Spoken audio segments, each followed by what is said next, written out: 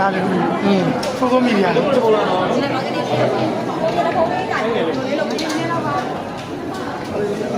โอเค sorry ပါ sorry ပါဘုန်းကြီးလေဘုန်းကနေတော့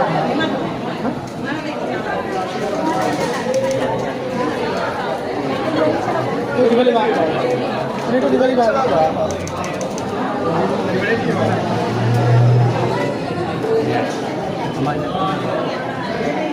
ဒီလိုလေးပါဘုရားပါရဲ့ဒီလိုပါရဲ့ဟုတ်တယ်ပါပြီကိုယ်လေးဖြစ်တယ်ဟုတ်တယ်အားမလာပါဘူး။ဒါရောခိုင်နေပြီ